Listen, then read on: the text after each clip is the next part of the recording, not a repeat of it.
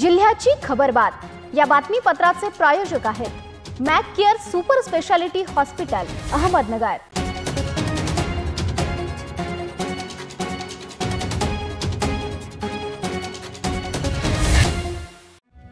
प्रेक्षक हो नमस्कार, मी निर्जला न्यूज 24 सह्याद्री मध्ये तुमचं स्वागत। तर पाहूयात अहिल्यानगर जिल्ह्यातील महत्त्वपूर्ण बातम्यांचा आढावा जिल्ह्याची खबरबात मध्ये।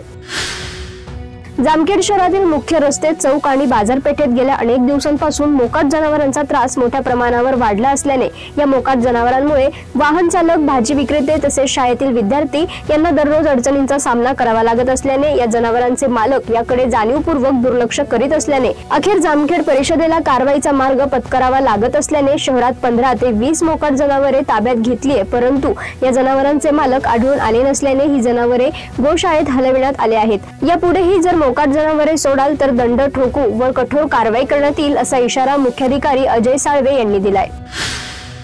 घर कितीही मोठं असलं तरी घरात संस्कार नसतील तर त्या घराला काही अर्थ राहत नाही असा मौलिक संदेश कीर्तनकार ज्ञानेश्वर तांबे यांनी आपल्या प्रभावी कीर्तनातून दिलाय। कैलासवासी जिजाबाई आसाराम कदम यांच्या प्रथम पुण्यस्मरण दिनानिमित्त आयोजित कीर्तन कार्यक्रमात तांबे यांनी संत साहित्यांच्या माध्यमातून संस्कार, कर्तव्य आणि भक्तीचा अनमोल संदेश दिला। संतांनी घालून दिलेल्या मार्गावरूनच चालल्यास जीवन समृद्ध होते असे सांगताना त्यांनी केसांची स्टाईल नव्हे तर कर्तव्याची फाईल मोठी असली पाहिजे हा साधा पण जीवन घडवणारा मंत्रही उपस्थितांना दिलाय। लेकुराचं हित वाहे माऊलीचं चित्त या अभंगाच्या माध्यमातून त्यांनी मातृत्व, प्रेम आणि सेवाभाव या मूल्यांची उजळणी करून दिली। त्यांच्या कीर्तनात अध्यात्म आणि सामाजिक भान याचे सुंदर समन्वय पाहायला मिळाला। या कार्यक्रमात परिसरातील नागरिक, महिला या मोठ्या संख्येने उपस्थित होते। पुण्यस्मरणाच्या निमित्ताने आयोजित या कीर्तन सेवा कार्यक्रमाने उपस्थितांना भावनिक आणि आध्यात्मिक उन्नतीचा अनुभव दिला। शनी शिंगणापूर देवस्थानचे माजी विश्वस्त आणि सध्याचे उपकार्यकारी अधिकारी नितीन शेटे यांनी राहत्या घरी छताला गळफास घेऊन आत्महत्या केल्याची धक्कादायक घटना समोर आली आहे। ही घटना सोमवारी सकाळी उघडकीस आली। नितीन शेटे यांनी आत्महत्या का केली याचे कारण अद्याप स्पष्ट झाले नाही। पोलिसांनी या प्रकरणी तपास सुरू केला असून त्यांच्या आत्महत्येमागील कारणांचा शोध घेतला जात आहे। स्थानिक प्रशासन आणि देवस्थान मंडळांकडूनही या घटनेची गंभीर दखल घेण्यात आली आहे। श्रावण मास लागल्याने राजकीय पदाधिकारी, कार्यकर्त्यांनी भाविकांना शुभेच्छा देण्याचे फलक लावले, मात्र संगमनेर तालुक्यात पालकमंत्री, आजी माजी आमदारांचे फलक फाडल्याने राजकीय वातावरण दूषित झाले आहे। शिवाय या घटनांमुळे द्वेष वाढून कायदा व सुव्यवस्थेचा प्रश्न निर्माण होण्याची भीती व्यक्त केली जाते। फ्लेक्स पाडल्याबाबत 3 वेगवेगळे गुन्हे दाखल करण्यात आले आहेत। याबाबत पोलिसांकडून मिळालेल्या माहितीनुसार संगमनेर नाशिक पुणे महामार्गावर खांडगाव फाट्याजवळ आमदार अमोल खताळ यांचा फलक फाडण्यात आला, तर अकोले नाका जाजू पेट्रोल पंपासमोर पालकमंत्री राधाकृष्ण विखे पाटील व माजी खासदार सुजय विखे पाटील यांचा मुख्यमंत्री वाढदिवस शुभेच्छा असलेला फलक फाडण्यात आलाय। लग्नाचे आमिष दाखवून तरुणीवर बलात्कार करून फरार झालेल्या अण्णासाहेब उर्फ तानाजी प्रल्हाद आंधळे याला शेवगाव पोलिसांनी धुळे येथे पाठलाग करून अटक केली आहे। 2 जुलै रोजी पीडितेला धमकावत आळंदी येथे नेऊन आरोपीने बलात्कार केला होता। गुन्हा दाखल झाल्यानंतर आरोपी सतत ठिकाण बदलत पळत होता। 26 जुलै रोजी गुप्त माहितीवरून धुळे येथे सापळा रचून पोलिसांनी त्याला पकडले। ही कारवाई पोलीस अधीक्षक सोमनाथ घारगे, अप्पर पोलीस अधीक्षक वैभव कलुबर्मे व उपविभागीय अधिकारी सुनील पाटील यांच्या मार्गदर्शनाखाली पोलीस निरीक्षक संतोष मुटकुळे यांच्या पथकाने केली आहे। न्यायालयाने आरोपीस 30 जुलै पर्यंत पोलीस कोठडी दिली आहे। जिल्ह्याची खबरबात मध्ये घेऊयात एक छोटीशी विश्रांती। रोखोक पत्रकारिता, निर्भीड बाणा आणि कणखर भूमिका, महाराष्ट्राचा सखा, सत्याचा पाठीराखा, शब्दांचं सामर्थ्य, विश्वसनीयतेची उंची, न्यूज 24 सह्याद्री। विश्रांतीनंतर तुमचं पुन्हा एकदा स्वागत। पाहूयात पुढील बातम्या। राहुरी तालुक्याचा जिव्हाळ्याचा प्रश्न बनलेल्या डॉक्टर तनपुरे कारखान्यासाठी शासनाकडून हवी ती मदत करण्याचा मानस आहे। मागील काळात चुकीच्या लोकांच्या हाती सत्ता दिल्याने कारखान्याचे वाटोळे झालेले आहे। तनपुरे कारखाना मी चालवायला घ्यावा अशी मागणी होती, परंतु मी तनपुरे कारखाना चालविण्यास घेणार नाही।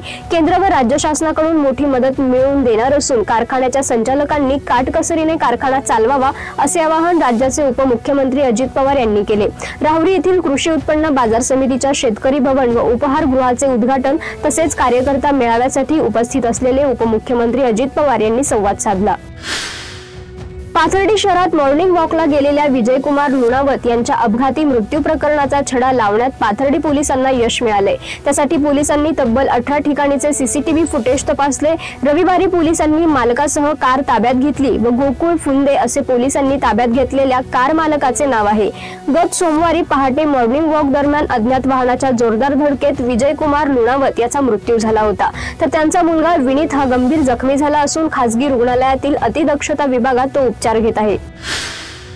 अहिल्यानगरची चेरापुंजी समजल्या जाणाऱ्या भंडारदरा पाणलोटात पावसाचे तांडव सुरूच असून भंडारदरा धरणातून पाण्याचा विसर्ग आणखी वाढवण्यात आल्याची माहिती धरण शाखेकडून दिली आहे। 6 मे पासून भंडारदरा पाणलोटात सुरू झालेला पाऊस थांबण्याचे नाव घेत नसून शनिवारी व रविवारी भंडारदऱ्याला पावसाने झोडपून काढले। भंडारदरा धरणाचा पाणीसाठा हा 9,800 दशलक्ष घनफूट इतका झाला असून भंडारदरा धरण 88.78% भरले आहे।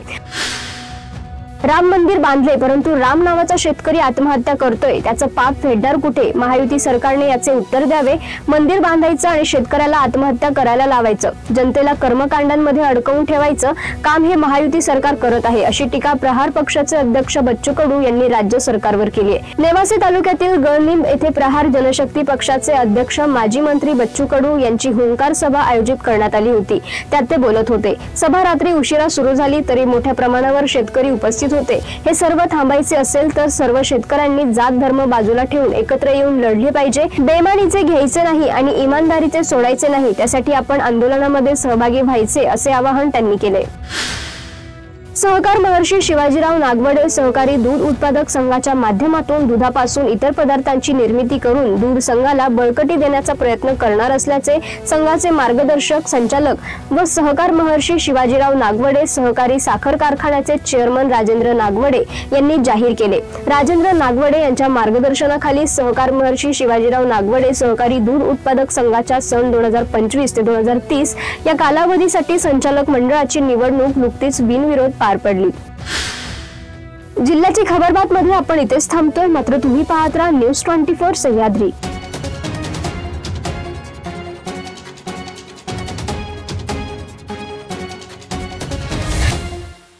जिल्ह्याची खबरबात या बातमीपत्राचे प्रायोजक होते Mac care super speciality hospital Ahmednagar.